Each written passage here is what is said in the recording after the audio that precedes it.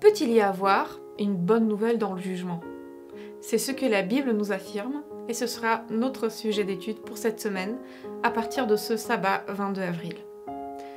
Comme chaque semaine, nous commençons par la lecture des textes bibliques qui vont nous servir pour la méditation tout le long de la semaine. Et nous commençons par Apocalypse 14, le verset 7.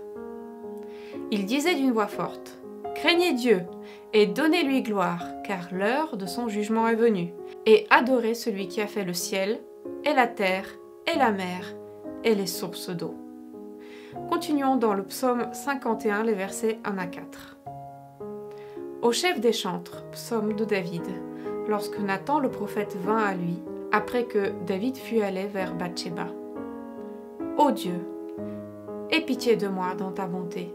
Selon ta miséricorde, efface mes transgressions. Lave-moi complètement de mon iniquité et purifie-moi de mon péché, car je reconnais mes transgressions et mon péché est constamment devant moi. J'ai péché contre toi seul et j'ai fait ce qui est mal à tes yeux, en sorte que tu seras juste dans ta sentence, sans reproche dans ton jugement. Lisons Apocalypse 20, verset 12. Et je vis les morts, les grands et les petits, qui se tenaient devant le trône. Des livres furent ouverts. Et un autre livre fut ouvert, celui qui est le livre de vie. Et les morts furent jugés selon leurs œuvres, d'après ce qui était écrit dans ces livres. Lisons maintenant quelques versets de Daniel chapitre 7. Nous commençons par le verset 9. Je regardais pendant que l'on plaçait des trônes, et l'ancien des jours s'assit. Son vêtement était blanc comme la neige, et les cheveux de sa tête étaient comme de la laine pure. Son trône était comme des flammes de feu, et les roues comme un feu ardent. Maintenant le verset 14. On lui donna la domination, la gloire et le règne, et tous les peuples, les nations et les hommes de toute langue le servirent. Sa domination est une domination éternelle qui ne passera point et son règne ne sera jamais détruit. Lisons également le verset 26. Puis viendra le jugement, et on lui ôtera sa domination, qui sera détruite et anéantie pour jamais. Nous retournons dans le livre d'Apocalypse, au chapitre 4, et nous lirons les versets 2 à 4. Aussitôt, je fus ravi en esprit. Et voici, il y avait un trône dans le ciel, et sur ce trône, quelqu'un était assis. Celui qui était assis avait l'aspect d'une pierre de jaspe et de sardoine, et le trône était environné d'un arc-en-ciel semblable à de l'émeraude. Autour du trône, je vis 24 trônes, et sur ces trônes, 24 vieillards assis, revêtus de vêtements blancs, et sur leurs têtes, des couronnes d'or. Continuons au chapitre 5, les versets 1 à 12.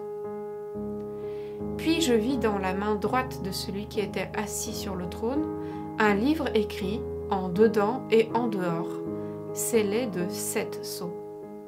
Et je vis un ange puissant qui criait d'une voix forte: « Qui est digne d'ouvrir le livre et d'en rompre les sceaux ?» Et personne, dans le ciel, ni sur la terre, ni sous la terre, ne put ouvrir le livre, ni le regarder. Et je pleurais beaucoup de ce que personne ne fut trouvé digne d'ouvrir le livre, ni de le regarder. Et l'un des vieillards me dit: « Ne pleure point. Voici, le lion de la tribu de Juda, le rejeton de David, a vaincu pour ouvrir le livre et ses 7 sceaux. » Et je vis au milieu du trône et des 4 êtres vivants, et au milieu des vieillards, un agneau qui était là comme immolé. Il avait 7 cornes et 7 yeux, qui sont les 7 esprits de Dieu envoyés par toute la terre. Il vint, et il prit le livre de la main droite de celui qui était assis sur le trône. Quand il eut pris le livre, les 4 êtres vivants et les 24 vieillards se prosternèrent devant l'agneau, tenant chacun une harpe et des coupes d'or remplies de parfums, qui sont les prières des saints. Et ils chantaient un cantique nouveau en disant: « Tu es digne de prendre le livre et d'en ouvrir les sceaux, car tu as été immolé, et tu as racheté pour Dieu, par ton sang, des hommes de toute tribu, de toute langue, de tout peuple et de toute nation. Tu as fait d'eux un royaume et des sacrificateurs pour notre Dieu, et ils régneront sur la terre. Je regardai et j'entendis la voix de beaucoup d'anges autour du trône et des êtres vivants et des vieillards, et leur nombre était des myriades de myriades et des milliers de milliers. Ils disaient d'une voix forte: l'agneau qui a été immolé est digne de recevoir la puissance, la richesse, la sagesse, la force, l'honneur, la gloire et la louange. Lisons notre verset à mémoriser pour cette semaine.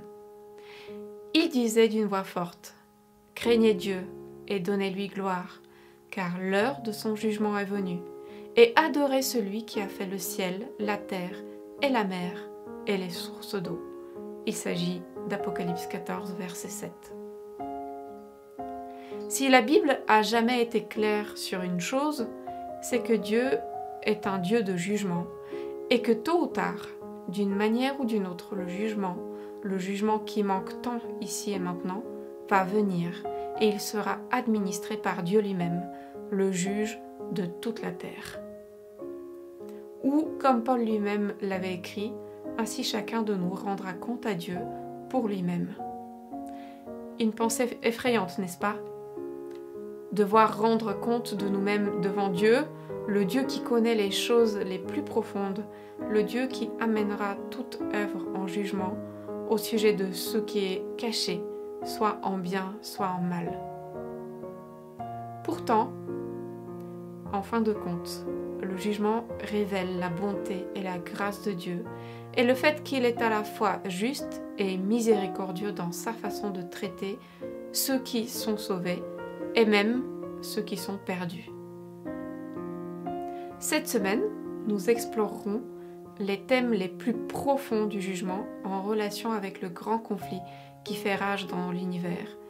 Et nous nous pencherons plus particulièrement sur ce qui se passe lorsque le peuple fidèle de Dieu est lui-même confronté à l'inévitable jugement à venir.